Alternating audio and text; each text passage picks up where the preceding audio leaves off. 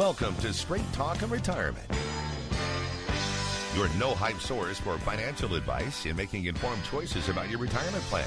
Get on the phone to talk today at 314-931-5877 or text your question to 84126. The opinions voiced in this show are for general information only and are not intended to provide specific advice or recommendations for any individual. To determine which investments may be appropriate for you, consult with your attorney, accountant, and financial advisor or tax advisor prior to investing. Securities offered through LPL Financial, member FINRA SIPC. Investment advice offered through Private Advisor Group, a registered investment advisor. Private Advisor Group and JBL Financial Services, Inc. are separate entities from LPL Financial. Now, here are your retirement coaches, Jeff and Erin Lapidus. Well, good morning, St. Louis, and welcome to Straight Talk on Retirement, your live and local St. Louis's favorite financial call-in show. I'm Erin Lapidus, president of JBL Financial Services, and I'm joined this week, and almost every single week, by my dad, Jeff Lapidus, and my husband, Robert Markham. Good morning. Good morning. We are wealth managers, and we help our clients make smart choices about their money every single day. The way we do that is by designing a game plan, a written step-by-step strategy, a real game plan with several goals in mind. First is to preserve, protect, and prudently grow the assets our clients have taken their entire lifetimes to accumulate. Second is to create an income stream they can rely on so they can do all the things they want to do in retirement. And third is cost-effectively addressing their health care needs, like helping individuals enroll in Medicare and choosing the right plan to couple with their Medicare coverage. And then when they're done enjoying their assets during their lifetime, we show them how to pass them on to the people they love, whether it's their spouses or children, grandchildren, churches, or charities, whoever it might be, without Uncle Sam or the tax courts taking a big bite out of their money. And as their wealth managers, Erin, Rob, and I watch their money every single day to make sure they're staying on track. And that's why they call us retirement coaches. Good morning. Good morning, everybody. Well, this week, although we are just a couple of days from October 1st, we are going to preview, we can only preview a few things. So we're going to preview the October newsletter for everyone because there are lots of ways that you can keep in touch with us throughout the week, not just on our Saturday morning show, which, by the way, next week will be at 7 a.m. So our very first open enrollment for all of you Medicare listeners out there, we're going to spend the 8 a.m. hour. We're going to start at 7 to 8. 8 to 9 will be the Medicare hour. So if you don't want to wake up at 7 a.m. on Saturday, just set the alarm for 8. The early bird Medicare plan reveal. Right. The early bird Medicare plan reveal. We're going to kick things off with a nice overview of the major changes to Medicare. But if you're not ready for Medicare and you would just like the opportunity to read some interesting financial information, we send out a monthly newsletter. We call it the Coach's Corner. It's very easy to access. If you go to our website, jblfinancial.com, in the lower left-hand corner, there's a pop-up box that's going to appear. It says sign up for our monthly newsletter. If you provide us your name and email address, we will email that out to you every single month. It's not a weekly newsletter, but monthly for now. We also keep the last 6 to 12 months. Got like 18 months on there now. 18 months. So that's a year and a half of newsletters for you to peruse. The great thing is there's a lot of different interesting articles in there. Rob's going to preview our October newsletter, which hasn't posted yet, but will on Tuesday. It will be ready for your perusal and downloading convenience on Tuesday. And to give you a quick overview of what you have to look forward to, our first article, Vanishing Family Farms. There is a decades-long period of consolidation in the agriculture industry that is pushing out small family farms. And, you know, just anecdotally, we've heard it from a lot of farmer clients, and I didn't realize how labor exhaustive, even with the modern technologies that they can deploy now, how absolutely labor intensive it is. And, you know, when you get these family farms that have been in the family like 3, 4, 5 generations, you know, you're like 100 years removed from the founders, and it's very hard work. And a lot of times the descendants aren't as enthusiastic about taking over the family farm. And I know we've seen a lot of that. So when I saw this article, it certainly rang a bell. What do they call those family farms? Century farms, when they've been owned by the same family for at least 100 years? Could be. Okay. Interesting little tidbit. I'm sure a listener knows the answer to that. The largest 2% of farms control almost 50% of all farmland in the United States. Is that 2% of family farms, or is that like 2%? That 2% makes up like the agro business. The agro. We're talking about mega farms that are like Right. 5,000 acres or more. Got ya. Our second article, do you know your Medicare options? We're going to be spending a lot of time this month on this subject, but I thought this would be a great article to give you a nice overview of original Medicare and supplement options and its Medicare alternative. And like I said, we're going to be spending the majority of this month, every second hour, going over all the changes. So you're definitely going to want to stay tuned to that. Our third article, don't have a will yet. Why not? A will is a fundamental estate planning document. It's vital to making sure your wishes are executed properly. That said, this article explores some of the top reasons people put off drafting these important documents. Top 3 reasons: haven't gotten around to it, not the right time. When is the right time? Now. Right. And family dynamics are complex. I think that's a nice way of saying we don't have the boxing gloves ready for for the gladiator games. Okay, I knew our listeners would come through. It's called a centennial farm when it's 100 years. Centennial. Sounds good. I always like fun facts. And our last article, 2 tax-friendly retirement plans for the self-employed. This is a great article that highlights 2 very good plans that if you're self-employed, you should definitely be aware of and maybe even take advantage of. The first one being a solo 401k. It's a one-participant plan for business owners who have no employees. You can sock away $23,000 pre-tax, $30,000 if you're over 50 in your catch-up contributions, and you're also eligible to contribute another 20% of your earnings for a max combined amount of $69,000. And so that additional contribution, I'm assuming that like resembles an employer match, right? Since if you're a solo owner, you're the owner, you're the employee and the owner at the same time, so it's kind of like a match for you. Correct. Cool. And then next we have the SEP IRA. It's very similar to the solo 401k option. This option is ideal for the self-employed with no employees or with a small amount of employees. You can contribute up to 20% of your net earnings up to the same total of $69,000. And it operates under the same rules as your traditional IRA. You have to be 59 and a half to make withdrawals, and there would be a 10% penalty if you're not 59 and a half. I think this is a great article because we work with many small businesses. Maybe they aren't individually, maybe they're not sole owners, solo, without any employees.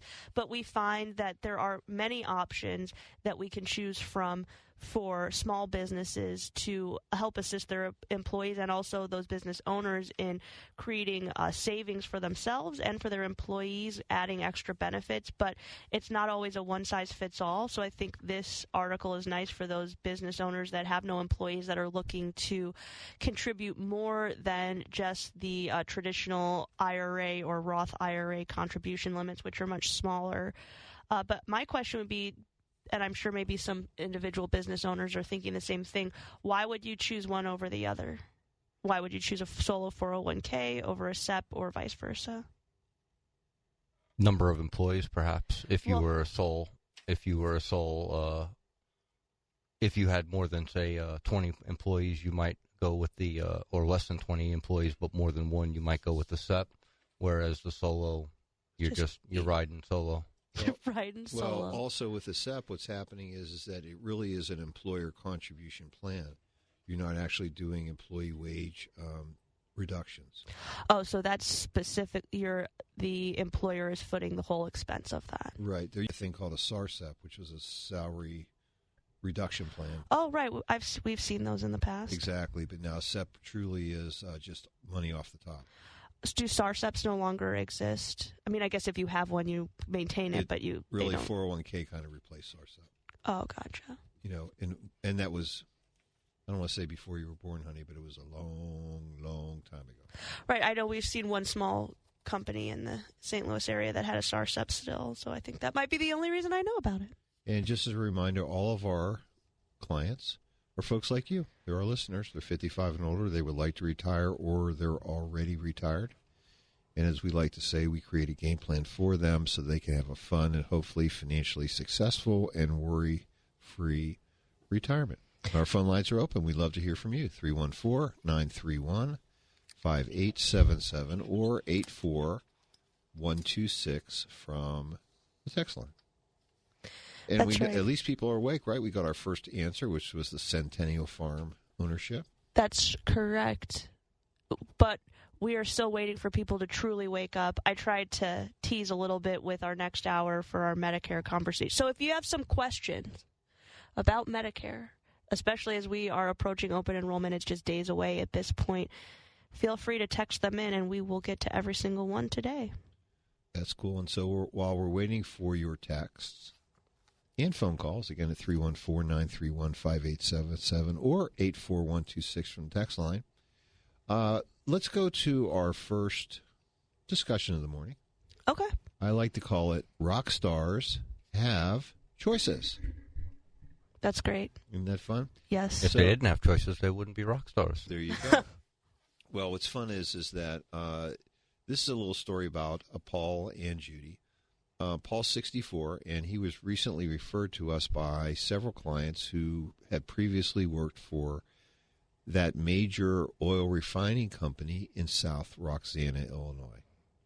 You know, we love these folks. We probably have almost a dozen of them as clients, and spanning quite a few years. Exactly. You know, they're fun people.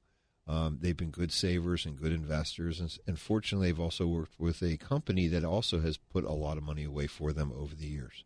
It's great. So let's talk a little bit about them. You know, Paul again has worked at this company, and Judy is currently, as I like to say, she's the chief operating officer of the household. She's about 60 years old. Got you.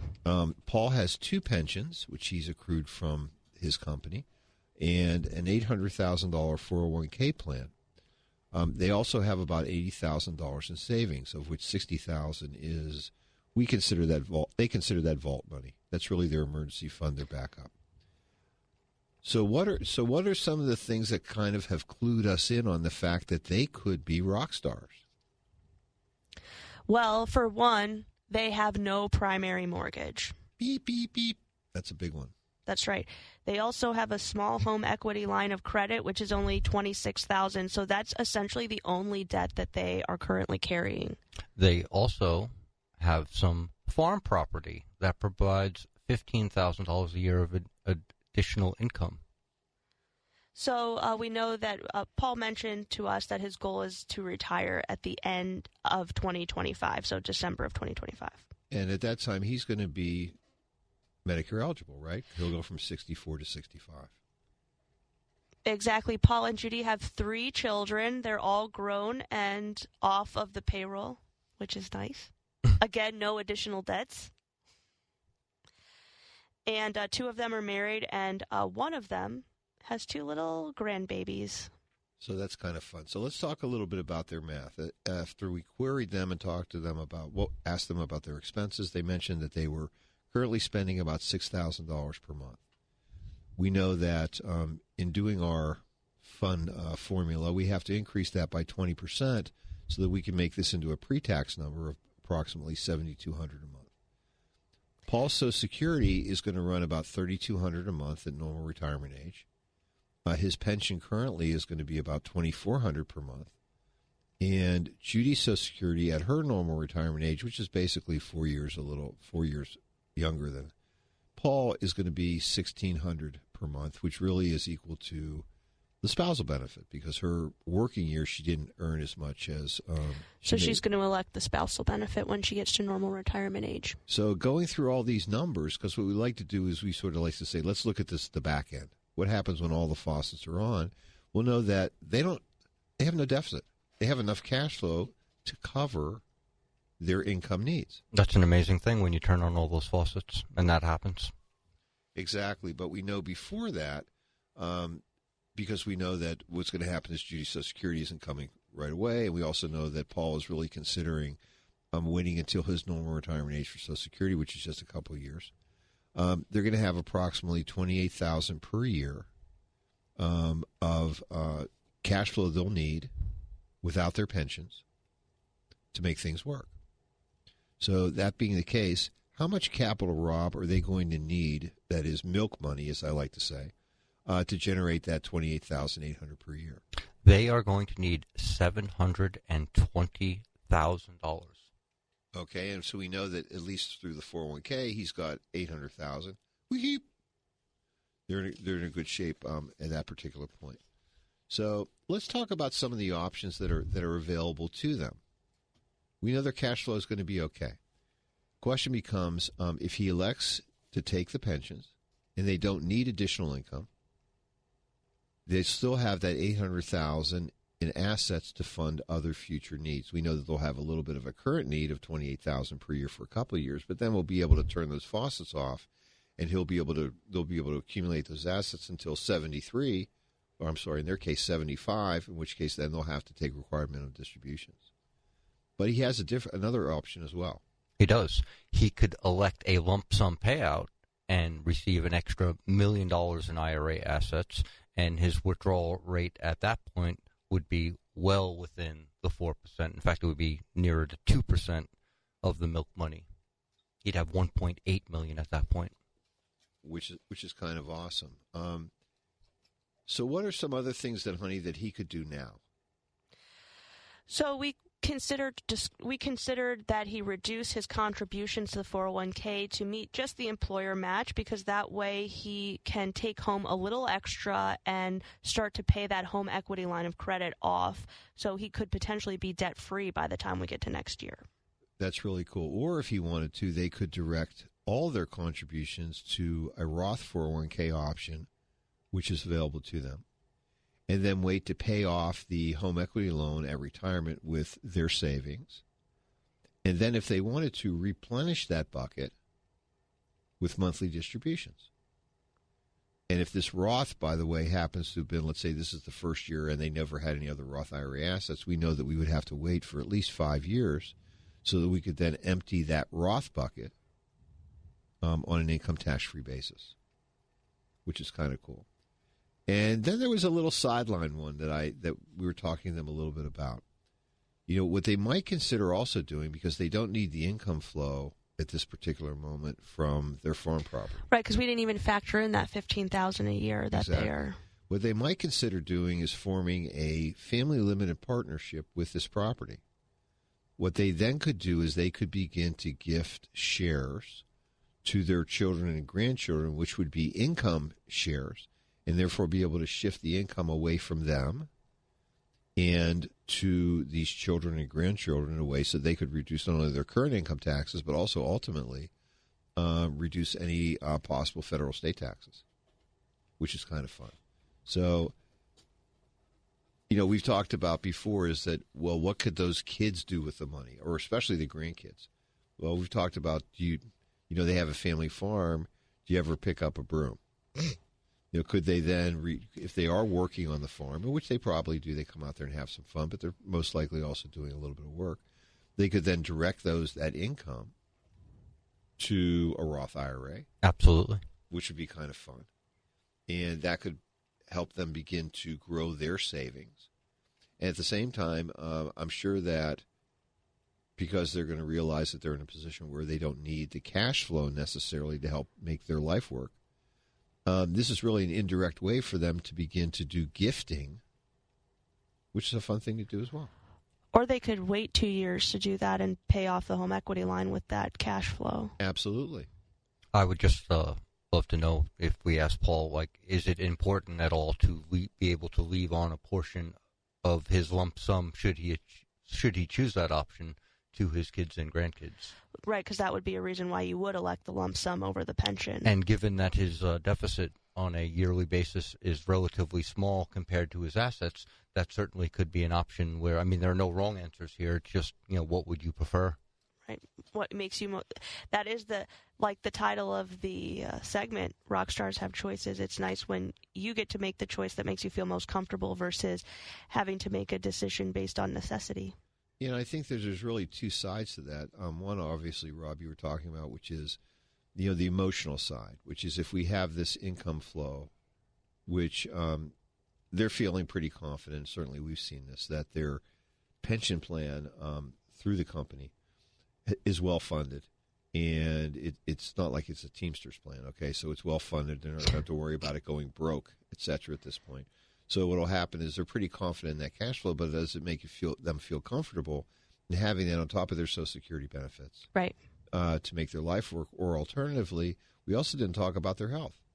If Paul and Judy are in good health, then having that capital and obviously having the ability for it to grow over a period of years isn't a bad deal. But if they were in poor health, well, certainly that would be one reason that you might say, hey, let's take the lump sum. Let's take the lump sum. Because we know we're not going to extract because really a pension represents additional compensation that you're just waiting to receive. Some people receive it in a lump sum because they saved personally into their retirement plan that employer matches. The nice thing is Paul had both of these. Some people have access to pensions. Their wages were less because they were feeding into that pension plan. Now it's time to reap those benefits. If you're not going to have the longevity to truly extract that, then maybe it does make sense to take it all at once with the lump sum option. Yeah, and as we like to say, one of our primary jobs in creating a game plan is to create an income stream that they can count on so they can do all the things that they want to do. So we have a lot of experience in creating, we'll call them personal pensions for folks in doing that. So, again, rock stars have choices. They have options. And what that really is, I think, is the fun. So, and our callers have questions. Let's go to Diane, who has a question about wills. Yes, good morning. Thanks for taking my call. Yes, I kind of think about a will every now and then, but I'm not so sure that I really need one for my situation, which I can explain very quickly. I'm retired, and I'm single, and I don't have any children. And I have set up all my accounts with PODs and TODs, and I have a beneficiary deed on my house, and don't really have lots of fancy things that I would, pass on to people. I've kind of written up what, I went my, last, whatever. Medical directive? Yeah, I have a medical directive, and I have all of that, and have talked to my nieces and nephews about that. And so when I think that, from what I understand, that the PODs and the TODs and the beneficiary deeds would supersede anything in a will, it's like, do I really need that? So you make a great point, and you've done a lot of hard work. It sounds like getting everything in what we would say is good order.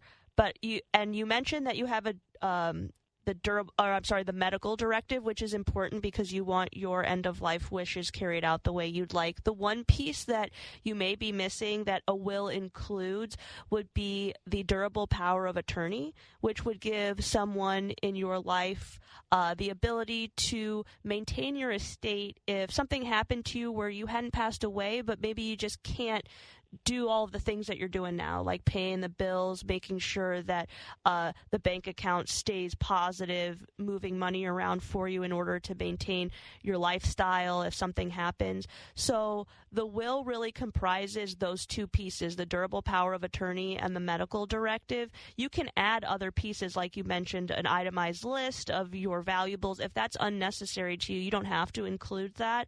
But it sounds like all of your assets are set up so you would avoid probate. But you do want to take a look at possibly adding that final document, which for you it sounds like the only piece you're missing is the durable power of attorney. Okay, well, I actually do have that too. Oh, well then You've dotted all the I's, you've crossed all the T's. Yeah. So then is a will something that I really don't need to consider? If you have, as my wife said, a bunch of family heirlooms that you would like to see go to specific people, the document certainly could be useful in that regard. But if you have everything titled POD or TOD, it sounds like you've done all the heavy lifting.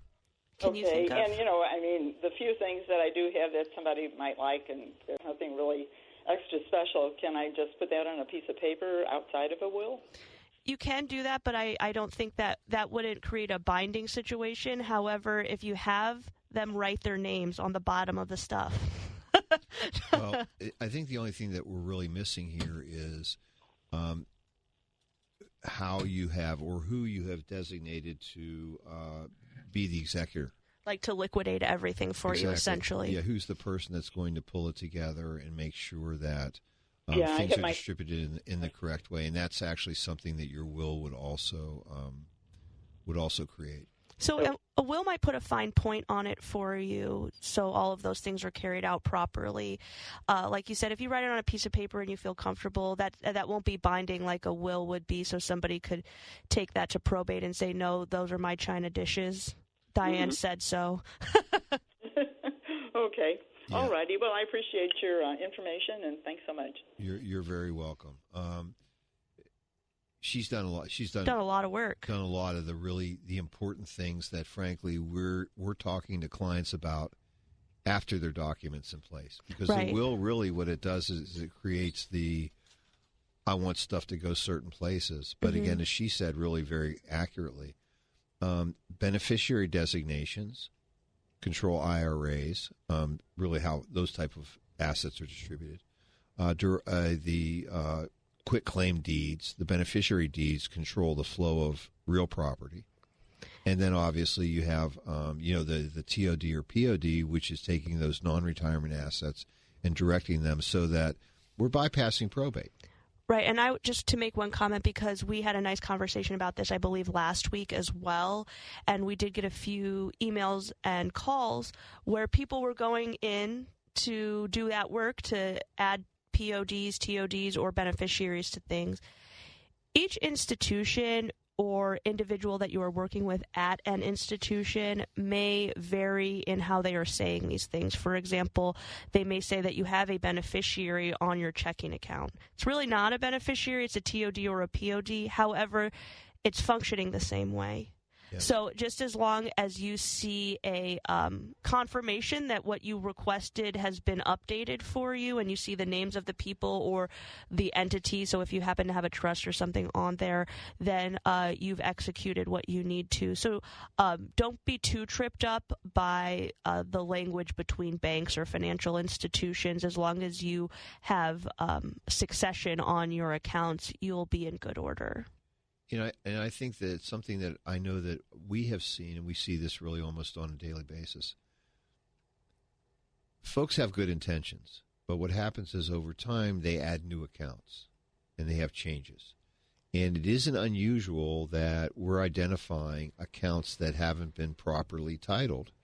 Or updated with beneficiaries, like you had maybe you added a few people because your family expanded, but you didn't add to the old accounts. So there's been additions to your family that haven't been reflected in these documents. Right. Well, that's why we're very careful, and we do this, I want to say it's probably every 3 years, is that we're sitting down with our clients, even though we feel like we've straightened them out 3 years, when they start with us, making sure that we're all totally up to date. Even though we're doing coaching sessions and we're visiting with them and we're talking about this stuff all the time, we like to take a snapshot and go, okay, this is where you are. Are you happy?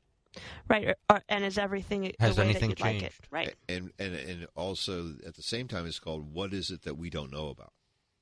Right. What have you been thinking about that you haven't mentioned yet? Yeah, or have you created other assets that are outside of our scope or our view that need to be dealt with? Especially in our real property, but also I would mention in our current environment where people were really enjoying the higher interest rates in money market accounts, maybe opening multiple money market accounts.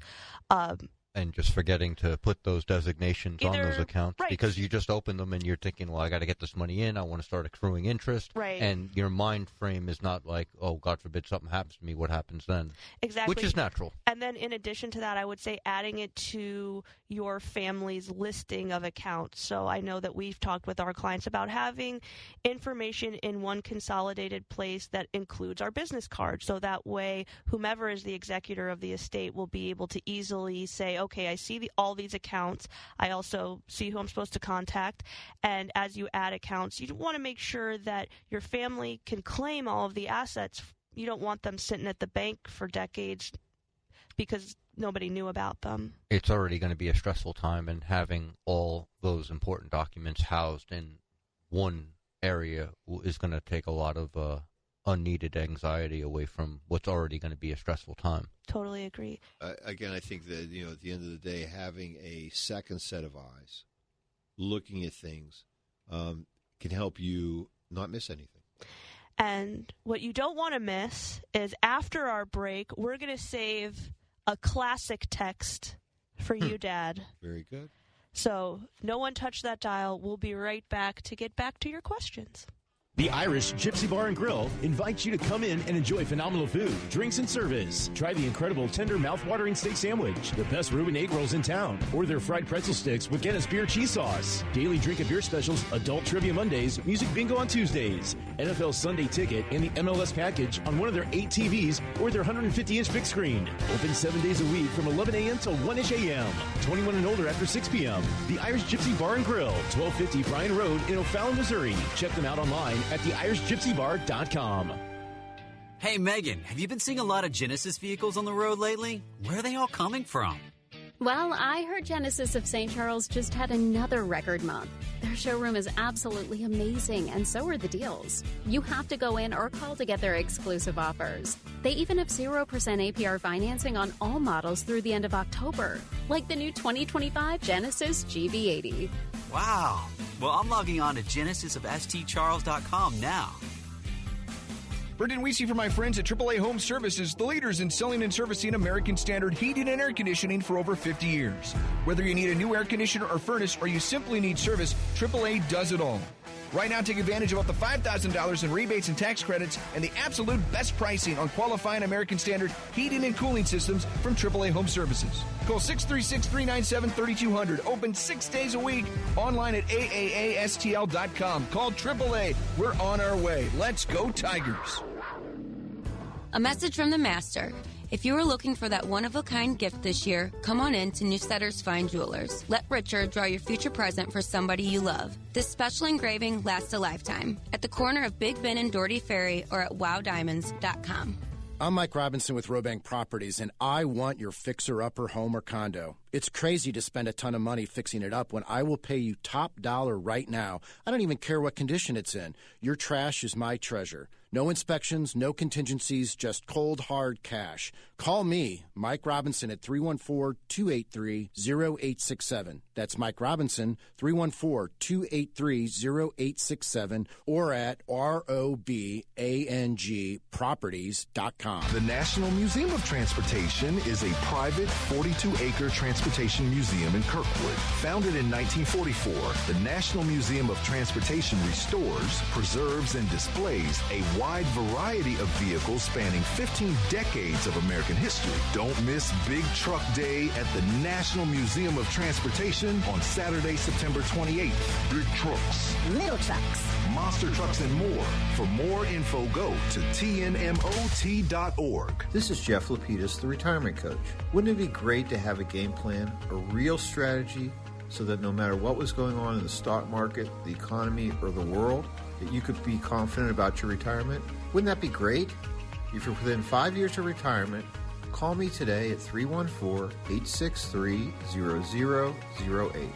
That's 314-863-0008. Or send me an email, jeff@jblfinancial.com, to arrange your free coaching session. Let's get started on your retirement game plan today. Let's talk about smart choices for your money. It's Straight Talk and Retirement on the Big 550 KTRS. Here are your retirement coaches, Jeff and Erin Lapidus. Well, welcome back to the show. It's 9:39 here on the Big 550 KTRS.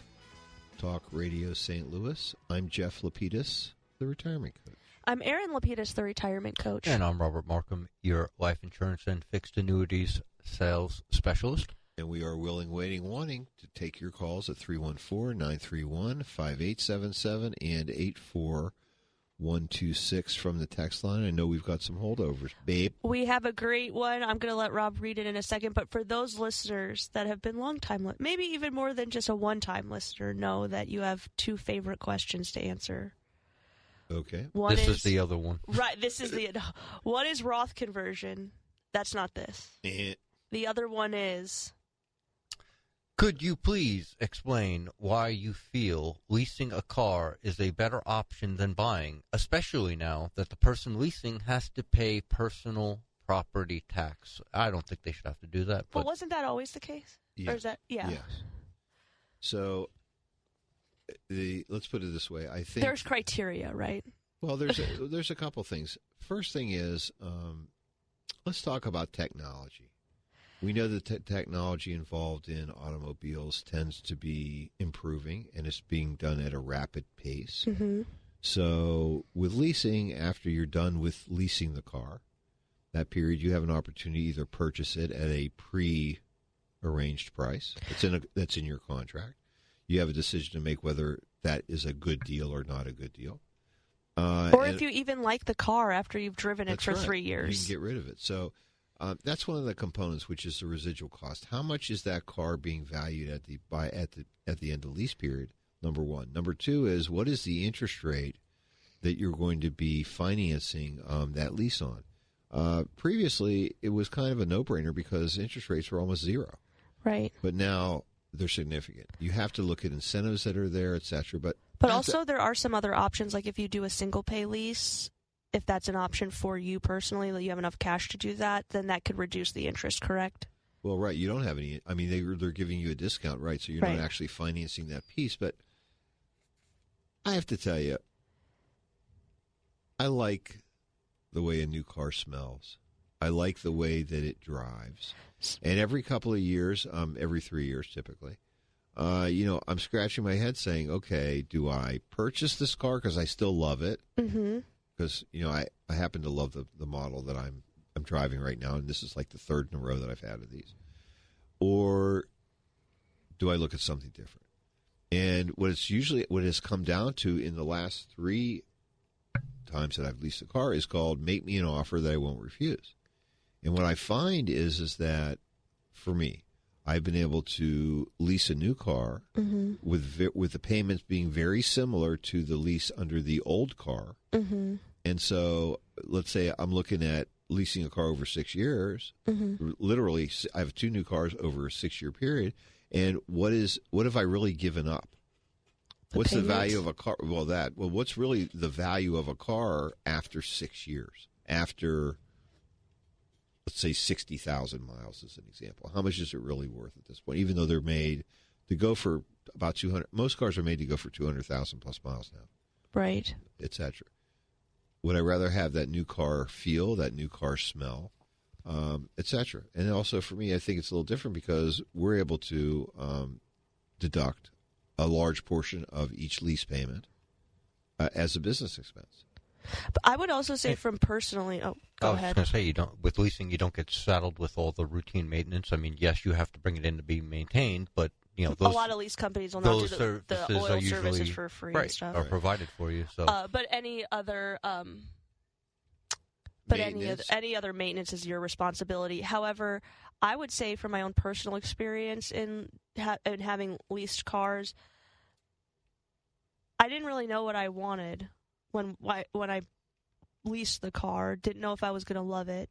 And you haven't loved the last 2. And the last couple that I've leased, I really haven't loved. So it worked to my advantage to be able to say, I'll rent the car for 3 years, see if I like it. If I love it, I didn't lose anything. I could still finance the rest, or I could pay it off all at one time, and then I'll own it. And really, all I paid was maybe a little bit more interest than I would have if I bought the car outright and was making payments to a finance company.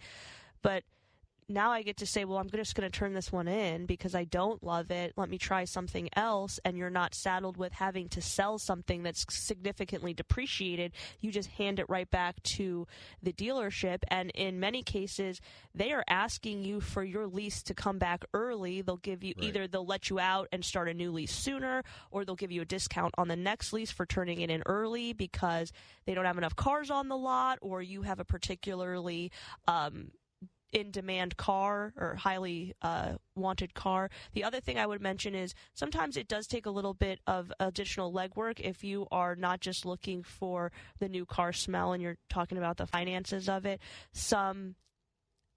Each car has a reputation for residual value. Right. So looking for the one that has probably a lower residual value would be to your benefit because that's a lower lease payment, correct? It's the opposite. I'm sorry. You're thinking it this way, but you're right. What happens is the higher residual value, the lower amount you're financing, and therefore the lower payment you have. And certainly foreign cars tend to have higher residual values than American cars. That's just the truth of the matter. Right. And so it's good to look at the numbers both ways. And at the end of the day, there are many different ways to finance it. But for me, 3 years is enough. And if it wasn't, I'd buy the car. And what's nice is that I've already have a price that I've already pre-negotiated. It's in the contract.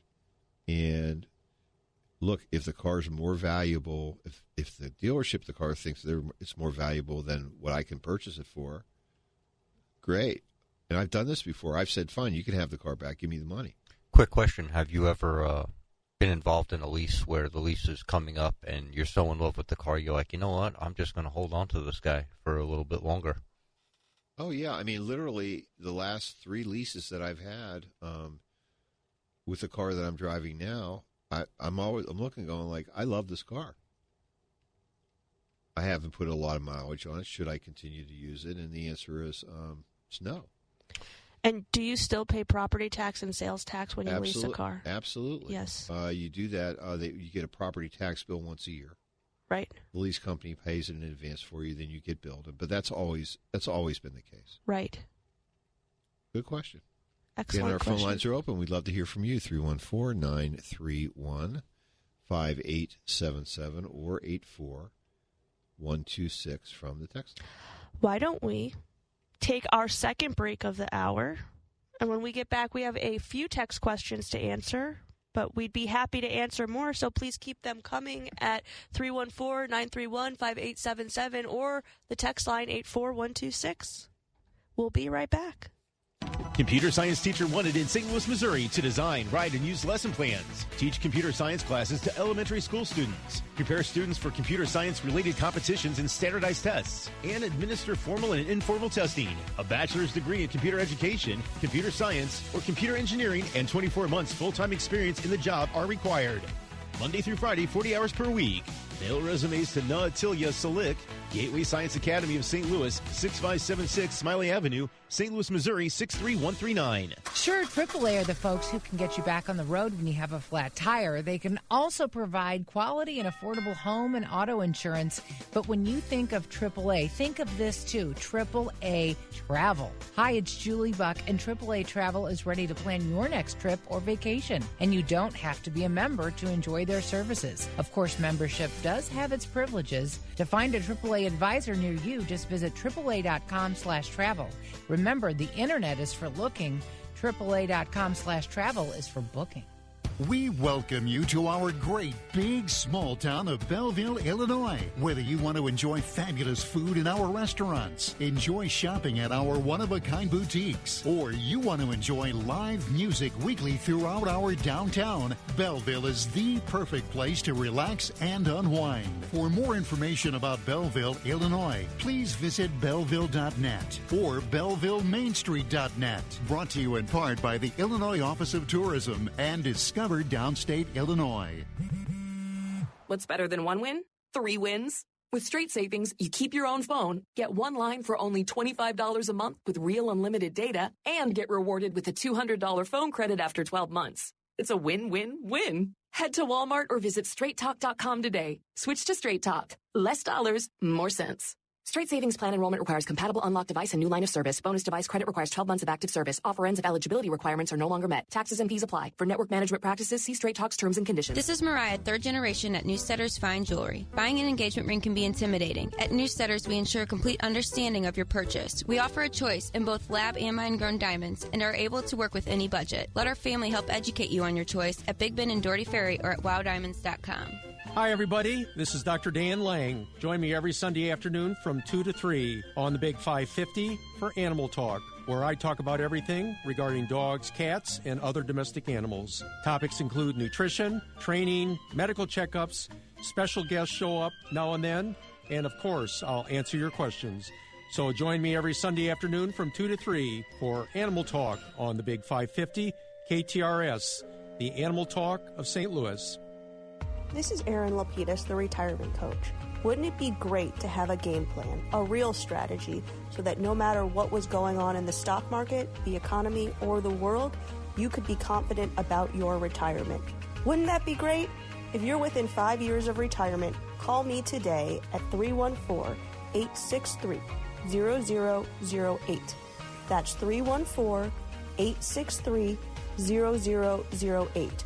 Or send me an email at aaron@jblfinancial.com to arrange your free coaching session. Let's get started on your retirement game plan today. Now, back to Straight Talk on Retirement on the Big 550 KTRS. Here are Jeff and Erin Lapidus. Well, we're back. It's 9:51 here on the Big 550. We've got about 8 minutes left to answer your questions and calls at 314-931-5877 or even emails. That's right. You can go to our website, jblfinancial.com, click on the Contact Us button, send us an email. Erin grabs them. So they are answered.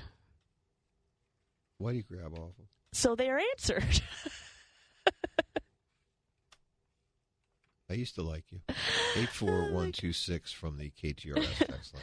You know, we got a great text question. I can't read the whole thing only because it reveals new plan information, and although many of you have seen the new plans, especially for the ones that you are currently on, so Aetna, United, and many of the other companies have already mailed their new plan guides for 2025 to their current enrollees. We still are barred from talking about everything until October 1st. However, but you're allowed to gripe because we're listening. That's what we're here to do. Amen. And maybe see if we can make it a little bit better. Our texter is mentioning that one of the plans has made significant changes to their prescription drug plan. And I will say that every single company this year, if you're on a Medicare Advantage plan, if you were on a standalone prescription drug plan because you're utilizing a supplement, has had major changes to their prescription drug plans this year. The reason for that is the donut hole is officially gone. It's not closing, it's not modifying, it's not getting smaller, it is completely gone. Your out-of-pocket is capped, is what it is. Right? That's right. They have now officially created, as of January 1st, 2025, a maximum out-of-pocket on your prescription drug prices. That's $2,000. That's not to Pretty be... good. That's like a MOOP. It is. Yeah, right. That is. And not to be the... defenders of the insurance companies, but the reality of the situation is that's put a lot of pressure on their benefit structures moving forward, because in the past, enrollees were footing a very large portion of the expense, especially for individuals that were getting into the donut hole and exceeding the donut hole, or getting all the way through the donut hole, so paying the full expense almost of that portion of the prescription prices. Now that there's a cap, there's really only two payers, which is the insurance company and the what it receives from the government in terms of capitation, and then also the participant in terms of copays. So that has had to modify the tiers. It's modified the prices of the standalone prescription drug plans, and it's also modified your prescriptions on those tiers. So it is going to be important for you to take a look this year to make sure that you're still in the best possible spot. But what I will say is, just because your plan has experienced changes doesn't mean that you're not still in the best place possible. And I do really appreciate that this particular text is about the core benefits, because when we're discussing Medicare Advantage plans with clients, or even the options between a supplement and Medicare Advantage plan, the most important thing to consider first is, how much are you going to pay for your prescriptions? Can you see the physicians that you want to see? And if you have other things that are upcoming, are the prices for those services reasonable for you, or are they reasonable across the board? Meaning, are we finding the best spot for what your needs are? The extra benefits are great. We spend a lot of time talking about them because they really do enhance. Not only, I think they enhance your quality of life, because you're given opportunities which you might not have, like the silver sneakers, additional dental, vision, hearing benefits, all of those things at discounted or at no additional charge to you in terms of pricing. But the most important part of your plan is the medical and the prescription. Let's make sure that's the right fit first. Always begins with what are you taking, who are you seeing, and what do you have going on? Exactly. And I know, depending on the answers to those questions, then we can get on to talking about the grab bag goodies, but the grab bag goodies never come first. Well said. And I know that we have one of our favorite listeners. You're all our favorites, but he's on the line right now. Good morning, Sal. Oh, no, he hung up on us. Man, that was such an intro for such a letdown. He'll call back. Of course he will. Rob, hit us with some more texts. And our next texter writes, when can I first begin to take money from my retirement plans without a penalty? What is the latest I can wait to take money from my retirement plans without a penalty? There's a little bit of a nuance here. If your retirement plan is in the form of an IRA, it's going to be 59.5. Yep. And depending on your birthday, it will either be 73 or 75 is the latest that you can take. Now, if you haven't, if you're still in a 401k and you're separated from that employer, there is a rule of 55 you can take advantage of where you wouldn't have to wait till 59.5 if you're still in the 401k. But once you've rolled it over to an IRA, you're into the 59.5. You're under the subject to the rules of the IRA. And even if you happen to leave that 401k in the plan all the way till 73 or 75, depending upon if you're born before or after 1960, you're still going to have to take your required minimum distribution, right? You can never get out of that. No. Government wants their cash. And our next texter writes, Aaron, I have 4 401k plans from previous employers. My current employer does not offer a 401k at this time. I don't plan to retire for at least another 10 years. What do you think I should do with all these 401ks? Well, if your current employer is not offering an option to you at this moment, my recommendation would be let's consolidate those 4 401k plans either into your favorite of the 4 or create a self-directed IRA either with your financial professional or at the bank and have all of those funds rolled into, if all of that money was pre-tax, into a traditional IRA. You can then, down the line, either one, you can contribute to it because you don't have access to a retirement plan at work, or if you're just hanging out for a while, not making contributions at the moment, you could then move all of those 401ks consolidated into that IRA into a new 401k plan if you leave that employer you have now, or if your employer happens to add a retirement option for you. Easy. And again, what you want to do is if you're considering consolidating these, certainly expenses is one thing you want to consider. What are the actual underlying expenses for the funds? Is there a wrap fee on top of it? Number 2, what you're going to also want to look at is your opportunities for diversification. Right. What are your options inside of each of the plans? Exactly. So where's the best one? And frankly, if you're working with a financial professional that's independent, they should be able to duplicate literally every choice that you have in your current plans other than individual stock, which case that can be purchased as well. But right. And so you could, if you had 4 different 401k plan sponsors, an independent individual, or if you decided to if you wanted to self-direct your investments and you took it to a place that would allow you to hold multiple fund companies, you could recreate everything inside of one account as opposed to having to keep track of 4. It seems easy to start, but, companies make changes to their plans frequently, meaning your plan's going to move. It could move other places. You might not keep track of it 30 years from now. So keeping track of the money that you've built is a really important piece of, building your retirement plan. And being able to see it all in one place and not have to run from pillar to post to okay, now I have to log in over here to see what, having it all housed in one place. I certainly would think it would be a little bit more convenient than having to have 4 different places to have to log into. Well, what where you're both also alluding to really at the end of the day is the control issue. Are you the one that wants to control your choices? Are you permitting your old plan sponsors to control those choices? It isn't unusual for us to see, and I received it this week, an email from one of our 401k clients where they're substituting funds, which is okay, but don't substitute the show. We'll be back right after the... Let's talk about smart choices for your money. It's Straight Talk and Retirement on the Big 550 KTRS. Here are your retirement coaches, Jeff and Erin Lapidus. Welcome back, everyone, to hour number 2 of Straight Talk on Retirement. We generally kick hour number 2 off with our smart choices about your healthcare segment, but we received an excellent text question during the break, so I thought we would get to that first, and then we're going to obviously, as always, chat a little bit about Medicare. And our texter writes, I'm curious if you will modify the investment strategies if no changes occur in the White House. Decreasing stock investment percentage so gains made in the last year are not lost. I am a present client and nearing retirement, so if I appear conservative, well, I am.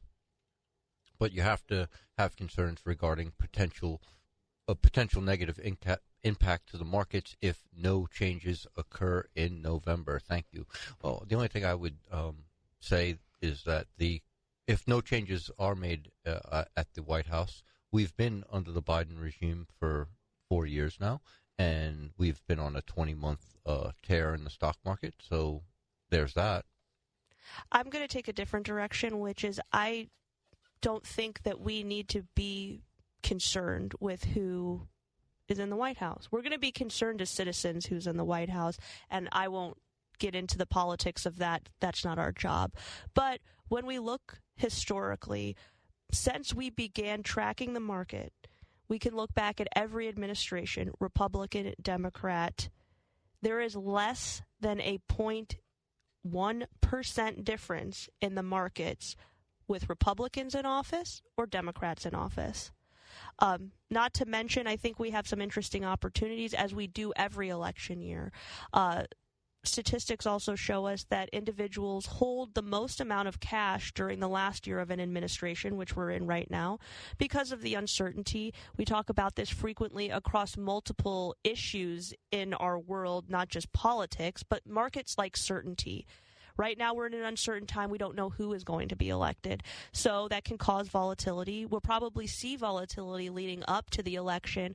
But after that, things usually stabilize, and we'll make some investment decisions not based on who is in the White House, if they have a D or an R next to their name, but we'll probably take a look at what their 100-day objectives are for the first 100 days in office. And if we see some opportunities to invest, we absolutely will. However, I think making major changes based on the administration has not proven effective in the past because the market is far more than the presidency. Our economy is far more resilient than the individual in the office. So we're going to take our cues from the market. This is a very emotional time for people. It's also a stressful time because we're making decisions about what the next 4 years looks like, not just in the market, but for our country. And I think that weighs a lot heavier on us as individuals and citizens than it does on the market. The market's looking for opportunity. In most cases, it's basing itself, our returns are based on expectations in most cases. We have seen fabulous returns, like you said, Rob, over the last almost 2 years at this point. And we tend to, primarily we work with individuals that are getting ready to retire or already retired. However, we don't see that as the moment in which we become more conservative. We're going to, it took you 20, 30 years to get to the point where you are, using the power of the market to get you there. We need another 20 or 30 years to continue to use the market to sustain your lifestyle. And in those 20 or 30 years while you were building your nest egg, how many elections did you see? How many government shutdowns? How many awful news cycles? I mean, how many infrastructure bills? Right. We've lived through quite a lot over the last 30 years. And, we've all seemed to come out up and to the right, as they like to say. Come out whole on the other side, not without some bumps and bruises, to be sure. But, the race is long, and in the end, it's time in the market, not timing the market. Exactly. We don't want to invest on how we feel or, news cycles. We just want a dollar cost average into these things and let the market do its magic. I would just add one piece of statistics here, which is from a piece that we recently received. Since 1932, stocks have gained an average of 11.3% in the 12 months following the conclusion of the primaries, which is usually around May 31st. Right. Compared to just 5.7% in similar periods of non-election years. So election years tend to be positive, which is great. We can couple that with my statistic of more dollars flowing into the market after an election, and don't miss it. Right. Also, our texter was someone that's looking to retire relatively soon. So what that means is part of our game plan is staying invested. But another part of our game plan is making sure you have the cash flow that you need that's not impacted by market fluctuation. So that's a way that if you are saying, you become more conservative, that would be a way that we would add safety into the portfolio, is by making sure that we have the next 6 to 12 months of your cash flow available to you, not subject to market risk. By staying within that 4% withdrawal rate, by keeping your spending in the game plan that's discussed.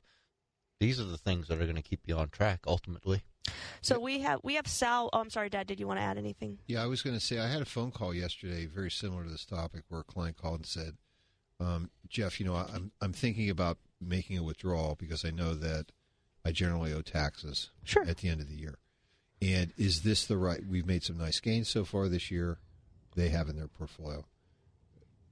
Is this the right time, or should I wait?" And the answer is, it doesn't matter. If you called me because you felt like this was the time, let's do it. Comfortable, let's do it.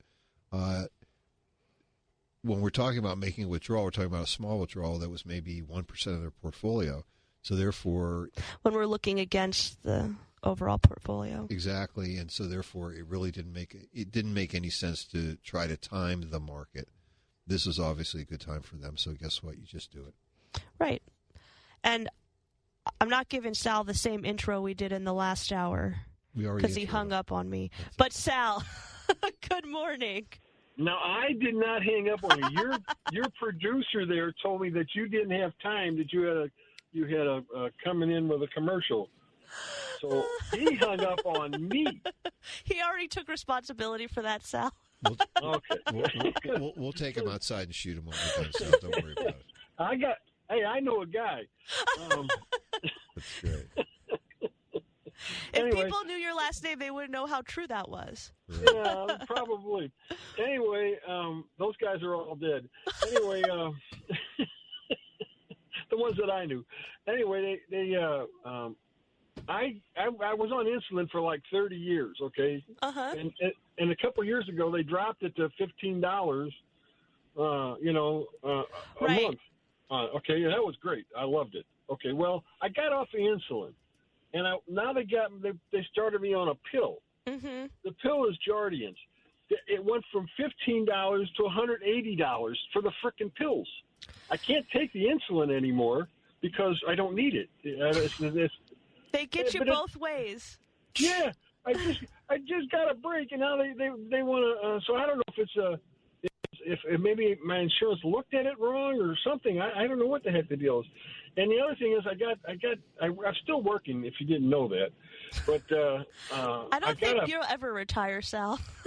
I can't. I'm just too used to people. I'm like you guys. I'm always talking to somebody. But I got a 401k with the company that I'm with, and it's not worth a lot of money. It's probably worth about $20,000 now, and it's with a company called Principal. Great. Right. And I'm not sure about that. Is the company all right? Should I just leave it there? Well, Principal happens to be one of the largest insurance companies on the planet, and they're also a very large plan administrator. So I would suggest that your money certainly is safe. Okay. And you have some pretty good options because we've seen quite a few people with Principal plans. And so, Sal, what we would recommend is, now that you've gotten it to a significant size, that we might take a look at what your choices are and also discuss with you how we're going to integrate those choices into how we have you invested. And okay, so well, I'm going to come in. I haven't seen you guys for a while, so I'll come in and I'll be honest with you. I'm an idiot. I can't figure out how to get into their system to figure out. That's just what bring we're us a here report. for. Bring us your login. We'll help you. What I would do with it anyway. So, We know your wife. She's brilliant, so it's okay, Sal. Right. Yeah. I don't think she likes me anymore, but that's another. Well, she knows you. What could she say? That's another story. That's she why lets you're me going to live there. work. She lets me live there. But, she's a nice lady. We know her. She is a nice lady. Very nice. She is just great. Too nice for me. I'll tell you that right now. Well, but anyway, that's what's really important is these are subjects that we love to go over and certainly get up to date with you during the quarter review. So you know what to do. Give us a call 314-863-0008. Well, we look forward to seeing you, Sal. That's right. All We'll right. make sure our staff. Just make sure you have coffee there. Yes, sir. More than enough. Okay. Talk to you soon. Bye-bye. Bye-bye. Also, great snacks. We got the best snacks. We put Rob in charge of the snacks now, so they're even we better. have to get some healthy ones for Sal. No. Nobody wants to. He's not, he's off his diet. And the one problem with Jardiance is this is expensive. Yeah. I'm taking it. And what they should do is, build a bathroom for you because that's... Got to use the bathroom a lot. Exactly. Well, there's always a trade-off. You don't have to jab yourself with insulin, so... Amen. All right. We're headed into our Medicare segment. We've got a great text to kick it off. And our texter writes, we recently had to place our mother in a nursing facility. She owns her own home, which my youngest brother still lives. She has enough cash for 2 years. If she outlives her money and has to go on Medicaid, how do they consider her home? Is there a way to protect it? So under the Medicaid rules, you are allowed to maintain your residency, so it would be protected. However, since you're in the position where mom's in the nursing home already and she does have some assets, we would recommend that you seek out what is called an elder care attorney. Most of them will give you a consultation at no extra charge to you to have a conversation about mom's estate, because you may want to have some additional legal documents in place, or they may make some recommendations for not just mom's house, but the assets that you are talking about. So it's definitely important to bring in the professionals, and elder care attorneys oftentimes also will help you prepare the Medicaid application.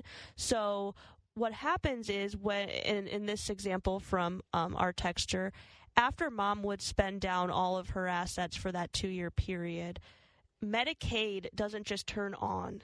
You have to apply for it, and it makes sense to apply in advance. The reason for that is Medicaid's going to see how much money mom has, and they're going to say this is how long that you are going to have to use your money until it's time for us to pick up the difference. But what it will do is help take pressure off of you as mom's family, because you wouldn't want her to have to move from where she is because the financing is no longer there. An elder care attorney is going to help you line this up properly, so Medicaid steps in when mom's assets are exhausted, and that way it doesn't create additional financial burdens on the family. So, excellent.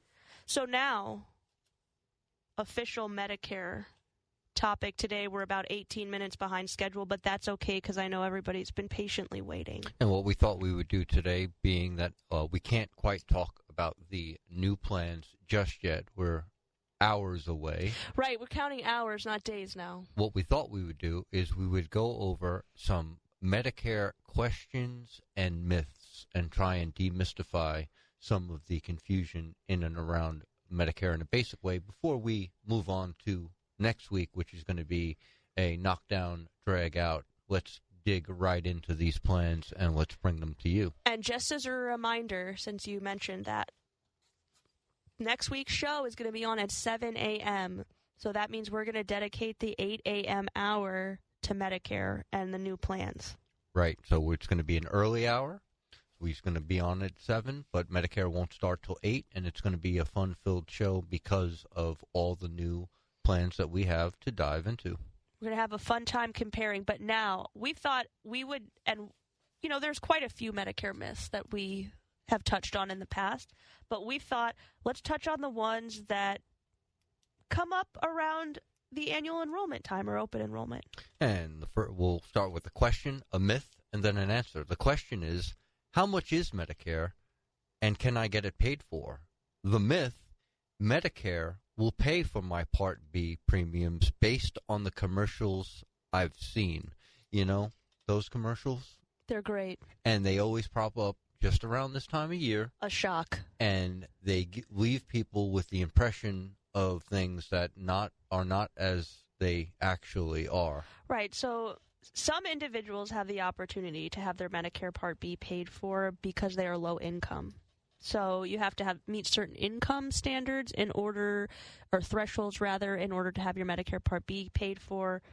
In addition, there are a couple of counties, most of them in Florida, that may have plans that will give you some rebates on your Medicare Part B. I believe we had one or two in the St. Louis area.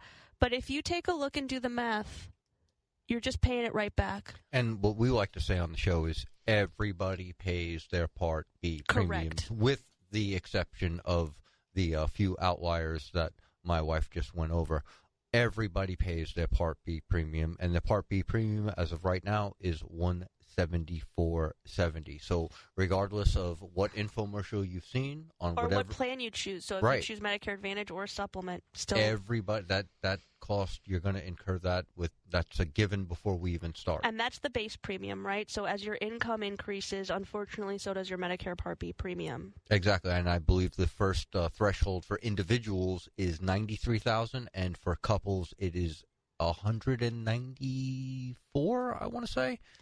Okay. That's when you go into the next. That's when you go into the next level of your premium increase, and that is $206. I stand corrected. So if you're married filing jointly, you need to be earning less than $206,000 annually, and that's modified adjusted gross income, but they do pull other pieces back in. So, for example, if you have a large portion of municipal bonds, which are not taxable, they count towards income with Medicare Part B premiums. So you'll want to review that just to make sure that you've budgeted enough for those Medicare premiums if you happen to exceed the $174.70. Exactly. Our next question. Next question was, I heard the best plan for Medicare was the myth. My friends told me to get the same Medicare plan as them because it works so well for them. You know what? I love this comment that your friends have found a plan that works really well for them, because that's exactly what Medicare is designed to do, is you are able to find a plan that works best for you. And 9 times out of 10, when we hear a variation of what we've just said, it's usually having to do with the peripheral. The extra benefits. Exactly. I love the silver sneakers. I love the fitness allowance. I am in love with the over-the-counter. My husband got the hearing aids. Now, unfortunately, they don't cover selective hearing, ladies, so that will be a disappointment for many of you. But what's most important in this whole equation, what's paramount, is not the over-the-counter, not the hearing, not the vision, not the dental, who you're seeing, what you're taking, what you have going on. And if those 3 things aren't above board, then all the extra benefits in the world are not going to make up for that. The great thing about Medicare is that you get to look at your personal healthcare needs and find a plan that fits them. Now, maybe it won't be the perfect fit, but you can look for the best fit for you. So, are you a person that you want to take all the questions off the table? You want to pay premium every month. You want to be able to see you would like your new part-time job in retirement to be visiting physicians. You want to take the supplement so you can see as many people as you'd like, as frequently as you'd like, without any additional cost to you. Maybe the supplement is the direction you want to go.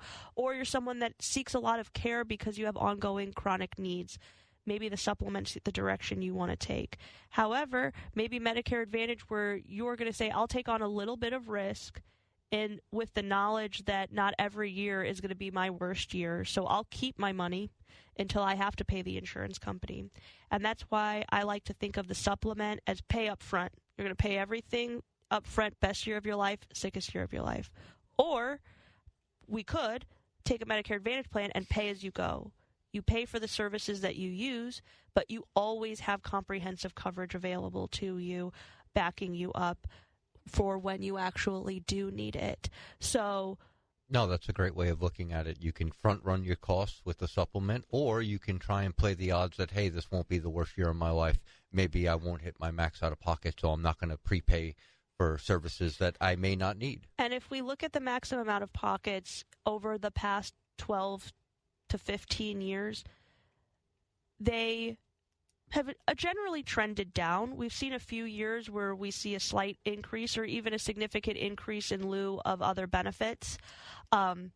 I say that the maximum out-of-pocket is an important thing to consider. However, I look at that as the last benefit that you are going to receive from the insurance company, because you have to spend your money first. You have to use your co-pays. You have to use the co-insurance. You have to get to that number before the insurance company says, okay, we're covering everything for you that's covered under the plan, except for your prescriptions, at 100% now. So if you are someone that doesn't get to your maximum out of pocket, but you use the plan regularly, let's look at the other benefits. I like to call them your usage benefits. If you see a lot of specialists, let's look at specialist copays. If you are someone that is in remission from cancer or another illness that requires regular scans to just check on your progress, maybe we are looking at a plan that has a lower cost for scans and testing and labs outside of that annual lab work that you get at no extra charge to you. So I think that's really where the value comes in working with someone like Frank, or if you've already worked with a professional to help you choose your plan, you can really sit down with them and explain how you utilize the plan, and maybe that directs you to what we would consider the best plan in Medicare, because it's the best plan for you. Right, there are no perfect plans. There's only the perfect plan for you. Exactly.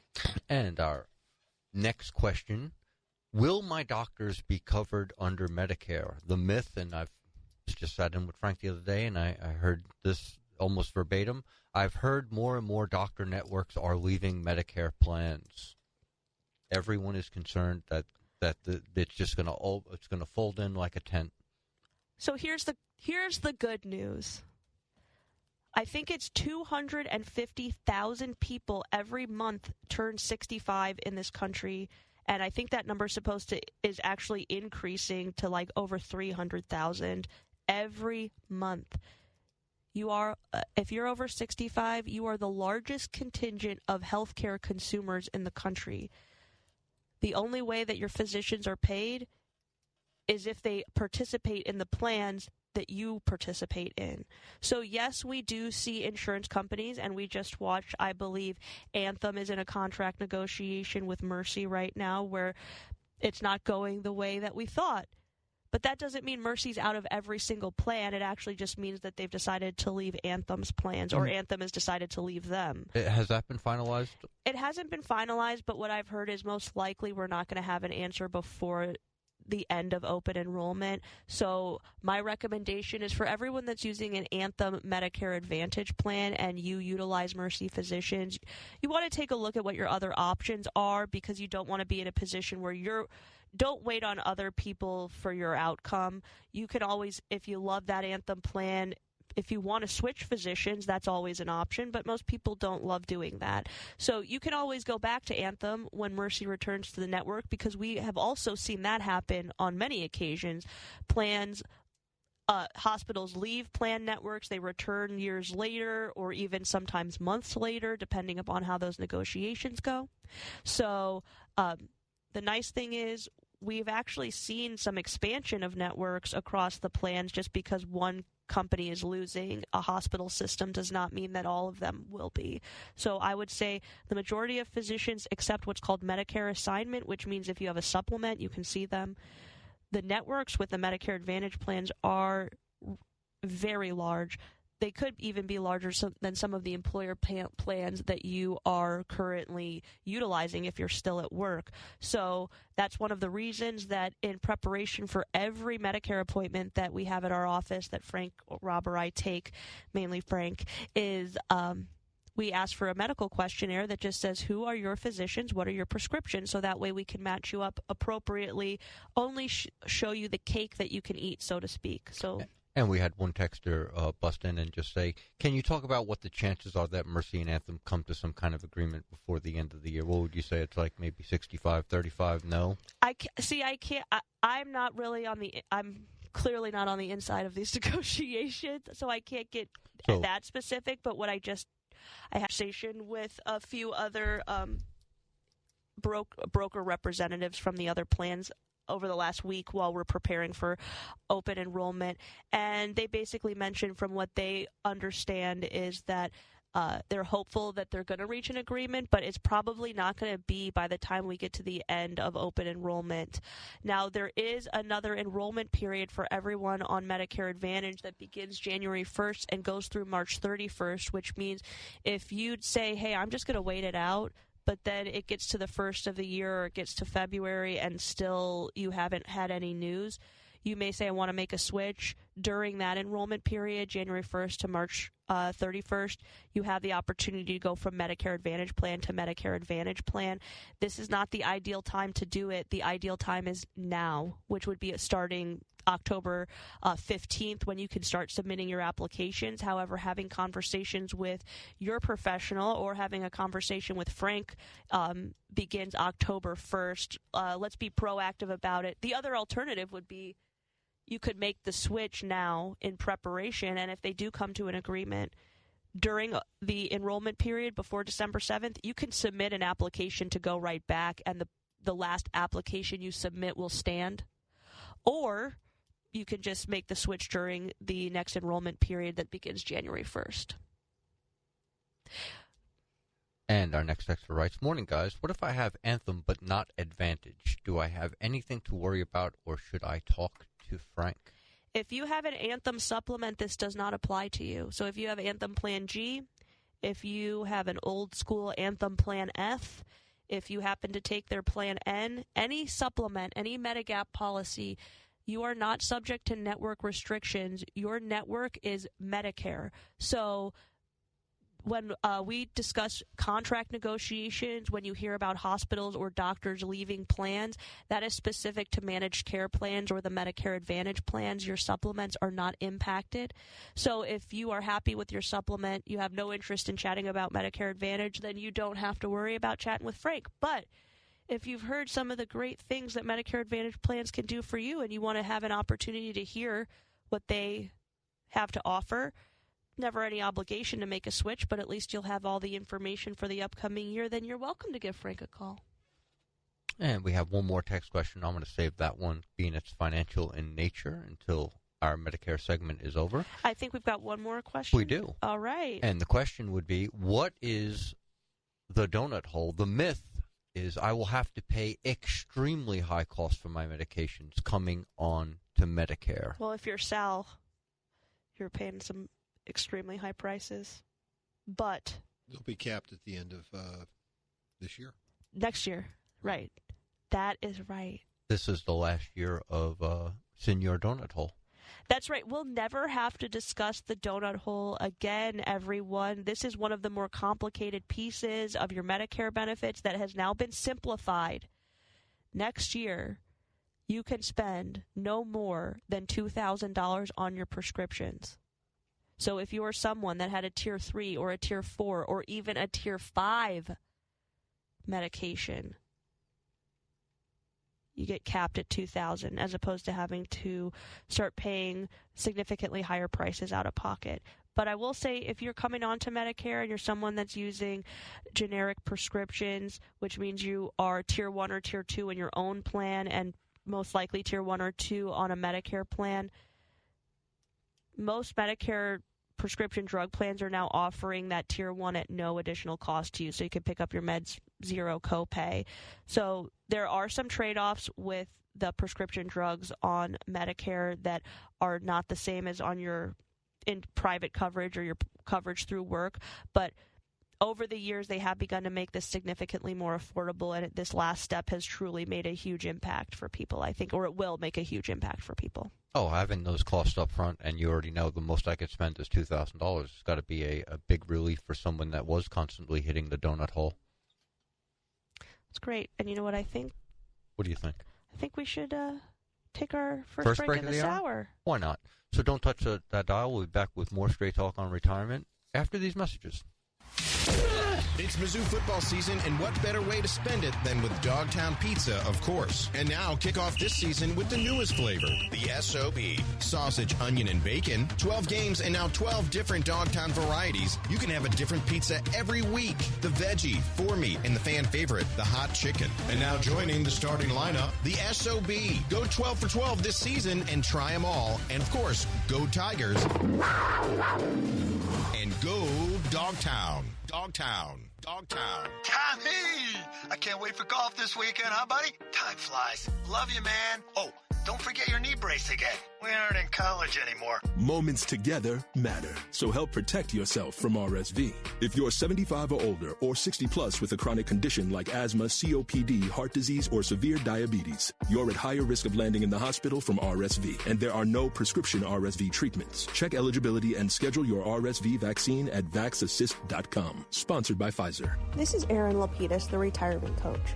Wouldn't it be great to have a game plan, a real strategy, so that no matter what was going on in the stock market, the economy, or the world, you could be confident about your retirement? Wouldn't that be great? If you're within 5 years of retirement, call me today at 314-863-0008. That's 314-863-0008. Or send me an email at aaron@jblfinancial.com to arrange your free coaching session. Let's get started on your retirement game plan today. Now, back to Straight Talk on Retirement on the Big 550 KTRS. Here are Jeff and Erin Lapidus. 36 here on the Big 550 KTRS. During hour number 2, we're entering your phone calls and texts at 314-931-5877 or 84126 from the text line. It's like it's your birthday today. We kicked off we kicked off one of our segments with one of your favorite questions about buying or leasing cars. Now we get to bookend it with your other favorite question. It's Roth conversion time. And our texter writes, "Good morning. I know that Jeff is not a fan of Roth conversions. Sounds like he's a listener. Yep. Unless the reason is to benefit the children or the grandchildren. Trying to suck up." That is the reason I have been doing conversions for the past 5-6 years. I plan to continue doing so for another 4 years. At that point, the Roth will be approximately 70% of my retirement savings. I have adequate income and don't need access to the Roth for living expenses. My question is there any negative reasons for not letting the Roth get to that large of a percentage of my total retirement savings? Nope. No, I don't think there's any disadvantage to having a large... The question I would just again ask is, it sounds like this person is very patriotic because they like paying taxes. And also, I would say we just mentioned those Medicare Part B premium thresholds. If you're bumping up against, if you've noticed you're bumping up against that, maybe it's time to pull back. No, otherwise, as far as I'm concerned, those are the real reasons why you would want to do it, which is to pass it on to somebody else income tax free. Also, right, and then the other thing is if you are approaching required minimum distribution age, meaning if you were born before 1960, the age is 73. You cannot convert the RMD amount.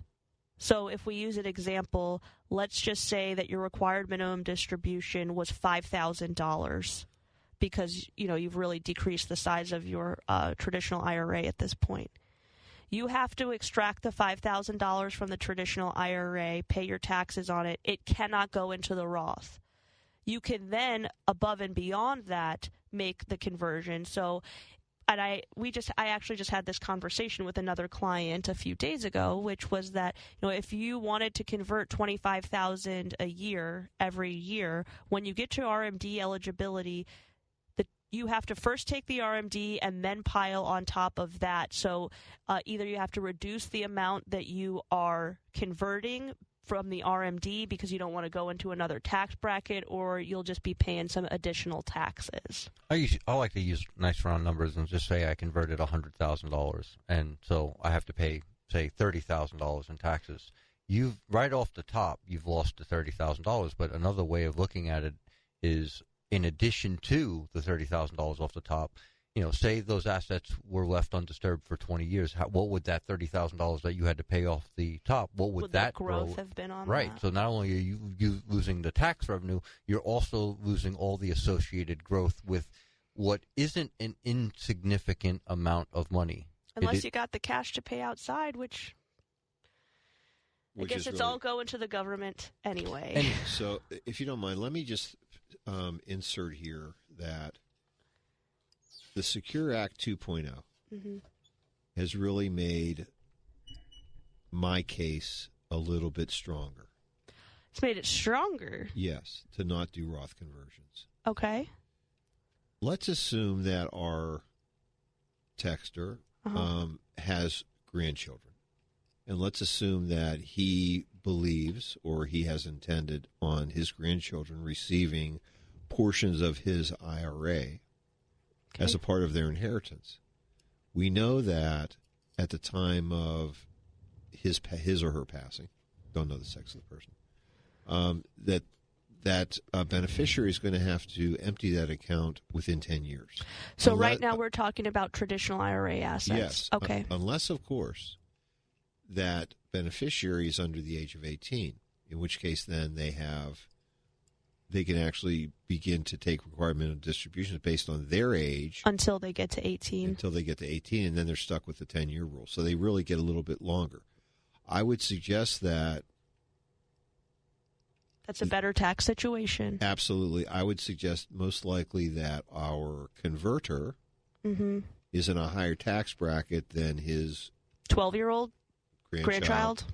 At the time they'll be receiving that, well, they'll probably be in a zero tax bracket. So you're paying taxes on money that could have been tax-free? That's right. So it depends on whom you're leaving the assets to, which is a conversation that we like to have frequently because, like you said, Dad, the Secure Act 2.0 really changed our thoughts on distribution patterns. Yes, because if you're giving it to your children, in theory, what should happen is they may be in their highest earning years. Right, they could be approaching retirement, which generally means that they're in their highest earning years. And so, therefore, converting it now is a nicety for them. But I would tell you that the Secure Act, because it's requiring an acceleration of the distribution of these accounts, should make you consider including the next generation in those distributions. And if you are following that, then what will happen is you will most likely not want to do a Roth conversion. Well, if you so meet with me, could... I'm going to give you all the same reasons, which is it doesn't make any, even if you're in a 10% bracket, those kids, when they were getting those distributions, let's use your example. Let's assume that someone receives a $100,000 traditional IRA distribution. They have a beneficiary IRA. They have to pull, let's say, 4%. I don't even care, 5%. So that's $5,000 a year. They have no income taxes. They're going to get all the money back. And they're in a zero tax bracket. So you pay taxes. And there's no way that a child the age of 10 to 18 years old would be at 5% because when you're 73, it's like just at 4%. Well, you're making even a better point, honey. You're right. Because what happens is they would be much lower, and then when they hit 18, then they would have to, again, take on your distribution schedule.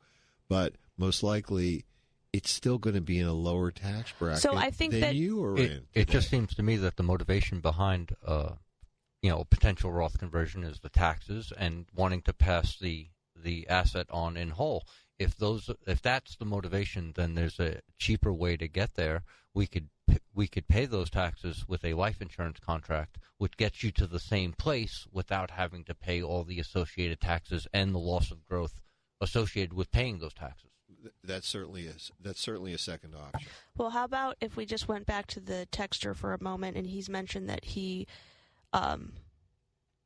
close to about 70% of his assets are already in Roth. You might be done, I think, is another way of looking at this, because if only 30% between 30 and 40% of your assets are in traditional IRAs, as opposed to leaving all of your beneficiaries a portion of each account. Maybe you are redistributing those beneficiaries so your grandchildren inherit the traditional IRA assets and your children inherit the Roth and maybe the house, because you'll get a step up in basis on the house to fair market value. The Roth, although it has to be liquidated, is tax-free, and then the grandchildren inherit the traditional IRA and will then pay less taxes on it. Honey, really, that's a fabulous point. So let's give our listeners a visual here, and this is something that we like to do in all our client as well as prospective client meetings. Think of your assets as a 3-layer cake. The bottom layer being traditional IRA assets, or it could be 401k pre-tax assets. The middle layer being Roth assets, the tax-free ones, and the top layer being, we'll call them non-retirement assets. So Trust that's money assets, outside TODs, of your PODs, right, outside of IRAs. And that would also be inclusive of like property, so the home, anything that would get a step up in basis, Right. but still has the potential for some tax liability. Most likely your documents are what I like to call vanilla, which is each beneficiary gets a straight, you're taking a knife and you're slicing straight down Like through a all 3 traditional layers. slice. Exactly. They're getting a little bit of each layer. What you should be thinking about, and we're doing this with all of our clients in discussions, we're saying let's take out a spoon first. Let's spoon out the pre-tax assets to the folks that are in the lower tax brackets, leaving a greater proportion of tax-free assets to the people that are in higher tax brackets. That's really just, again, doing what you had discussed. It makes a lot of sense to do that. Yes. Don't be vanilla. Be efficient. Right. Be effective is really even more. Certainly, because then more of your assets are being passed on to your family and the people you love, or churches and charities, versus, being siphoned off for taxes. And there are multiple ways to pay the taxes. Our texter is paying the taxes for them in advance with the conversion. Rob mentioned utilizing tax-free death benefits to help your beneficiaries pay the taxes. We can do the math comparing the taxes, what tax bracket you're in, versus the cost of the insurance against your portfolio, showing you, hey, where is the more cost-effective way to do this? However, for some people, that might not be an option if they can't qualify for life insurance. So one of the other alternatives here is to divide the assets in a way that you are helping your family play their own tax bracket, so to speak. The motivations here are very easy to understand, very pure. I don't want to leave my descendants, my heirs, with a giant tax bill, and I would like to pass these assets on intact as best as that can be accomplished. So now it just becomes, those are my motivations. How do I implement? Exactly. Yeah, and I think it's so interesting, and just as a sort of collateral conversation, it isn't unusual for us, Rob, using what you have brought up about life insurance, for us to consider repurposing those contracts to either children, so they can, who are receiving after or pre-tax assets to help them pay the taxes, or to grandchildren, so that the kids are getting the whole pie intact, and we've actually created dollars then for inheritance for those children. Additional dollars, really. Exactly, and what we're talking about here is that effective solutions. I mean, realistically, the Secure Act changed the game. I mean, it literally changed the entire ball game. And for those of you that aren't sure what the specifics, prior to the Secure Act 2.0, if you inherited an IRA from someone that was not your spouse, you had the option to take distributions based on your own age. And as we know, required minimum distributions at 73 begin at just shy of 4%. So that means if you're half that age, if you're in your 40s or 50s, you could be talking about 3% or less in terms of distributions. And you could maintain that beneficiary IRA for your entire life. We've even seen beneficiary IRAs. We've seen multiple owners of the same original account because it's been passed down. Well, it makes sense if your withdrawal rate is under 2% and that asset it doesn't stay that way forever, right? Right, it's going to grow. But now you're still invested in the market, so it's still growing, and you're well within that 4% prudent withdrawal rate. But now the government has forced your hand and said if you inherit an IRA from someone that's not your spouse, if you're over the age of 18, you have to have those distributions completed by within 10 years. So you get to pick your distribution pattern unless whom you've inherited it from was taking required minimum distributions. You inherit that too. So you got to take their RMD every year, but that's the most, or that's the least you have to take. The most is by the 10th year, it all has to be liquidated, which means if we're talking about substantial retirement assets, and for many cases that is the case for people that have been retired for extended periods of time. I mean, imagine if you had $1 million, you inherited $1 million IRA. It's $100,000 a year. Exactly. I was just going to conclude this by, basically by saying that I feel, and I know that Erin and Rob do feel, that these are maybe the most important discussions that we're going to have with our clients, which is helping them pass these assets on to the people they love without Uncle Sam taking a big bite and doing it in the way that you want. And so what I would suggest to you is that if you're not having these discussions with your current advisor, you should be. You should ask why. And if you're not, you know what you can do. Give us a call, 314-863-0008, or send us an email, Erin at jblfinancial.com, because she takes all of them. I do take every email very seriously, too. Really important. The email queen. That's right. Tethered to that computer. I mean, most folks, they may or may not realize is that your documents control what you want to happen. Otherwise, like we had our text earlier this morning, your beneficiaries are controlling what you have. But you can have what you want. I mean, literally, you can, as a blank piece of paper, you can say, I want this to go here, this to go here, this to go. You can have that happen. It's just a matter of making sure that you plan for it. Having the documents, having the game plan, understanding that there is a whole tax system behind the distribution of those assets, and making sure that we're trying to do these as efficiently as we can, and then checking that game plan, testing it every year to make sure you're staying on track. And sometimes, we put together the game plan, and something like the Secure Act comes along and changes the rules where you have to adjust. So nothing is really set in stone because the rules are subject to change. But what is set in stone is our last break of the show. We'll be right back to wrap up hour number 2 of Straight Talk on Retirement after these messages. We sell truckloads of siding, windows, doors, and decking. My name is Julius Krasanik, and I'm celebrating 52 years in this industry. Our company is Wholesale Siding Depot. We have over 200 years of combined siding, window, door, and decking knowledge from our seasoned customer service group. My grandson Elijah says, "Are you kidding me?" With just one click to WSDepot.com, that's WSDepot.com, you will find the best brands in the business like Anderson, CertainTeed, Viwinco, Masonite, Provia, Trex, TimberTech, and others. We also offer a great selection of styles and colors that are durable and energy-saving, all at everyday wholesale pricing. No silly window ads that say buy 2 windows, get 2 free, or 50% off labor. We also have a free contractor referral service to take care of your installation needs. Keep it local, family, and professional. Please visit our website, WSDepot.com. That's WSDepot.com. This is Jeff Lapidus, the retirement coach. Wouldn't it be great to have a game plan, a real strategy, so that no matter what was going on in the stock market, the economy, or the world, that you could be confident about your retirement? Wouldn't that be great?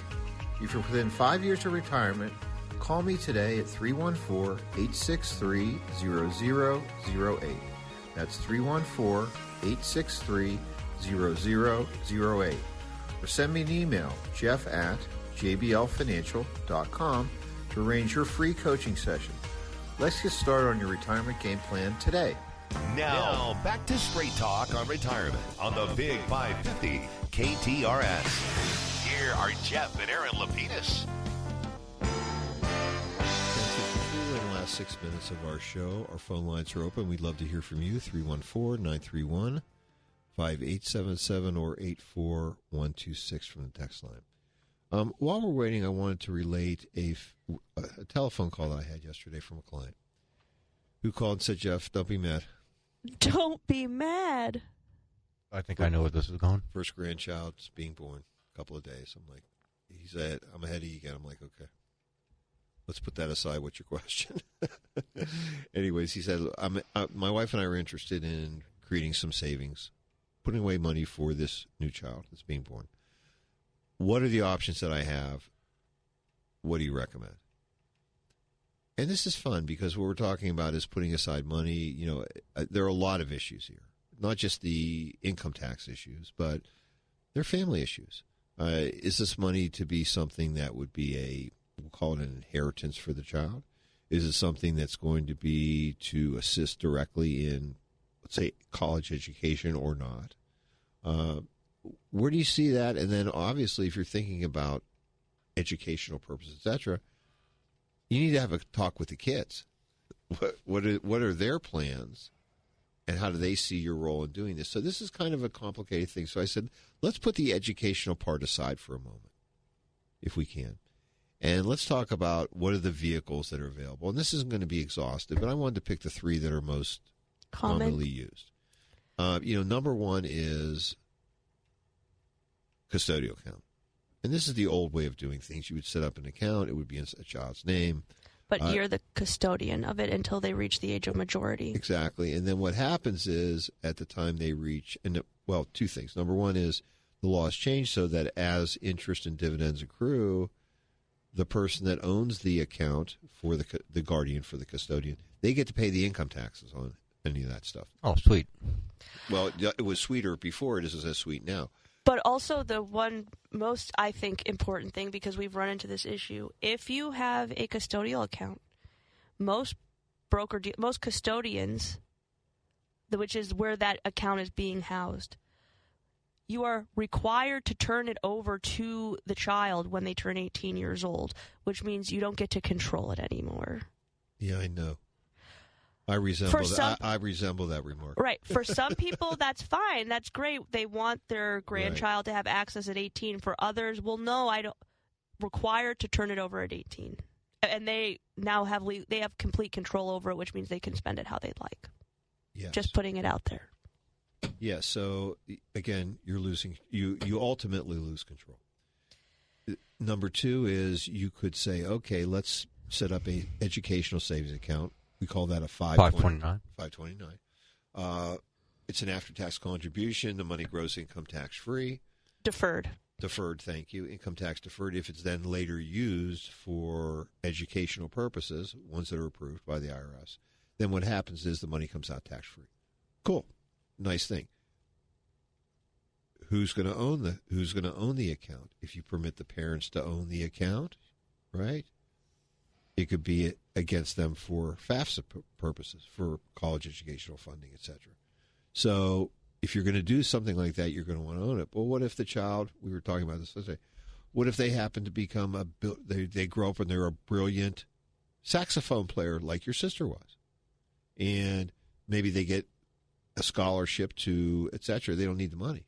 What do you do then? Convert it to a Roth? Well, you can only a small piece of it converting it to a Roth, but you can move that over to another grandchild if you had one. Exactly, if you were lucky to have a second one, or you could even move it back to yourself and use it for cooking classes in France or something. But that's kind of cool.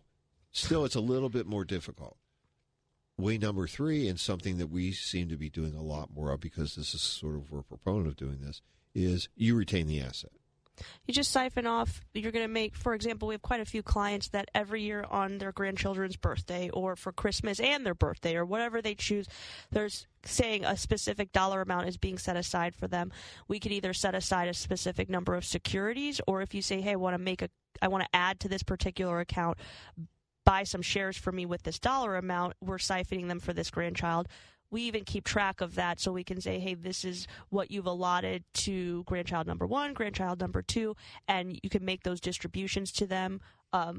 We can make the sales of the securities, or if you have extra cash, you just say in kind, we'll give them the cash now, and now those securities have become mine again. Yes, and the big deal here is that you're retaining control of the asset, so you can use it as you want, as you wish, if you want to think of it that way, either during their life prior to the time they might go to college or afterwards.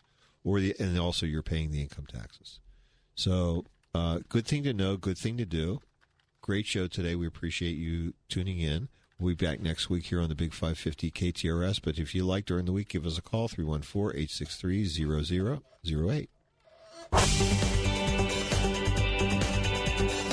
The opinions voiced in this show are for general information only and are not intended to provide specific advice or recommendations for any individual. To determine which investments may be appropriate for you, consult with your attorney, accountant, and financial advisor or tax advisor prior to investing. Securities offered through LPL Financial, member FINRA SIPC. Investment advice offered through Private Advisor Group, a registered investment advisor. Private Advisor Group and JBL Financial Services, Inc. are separate entities from LPL Financial.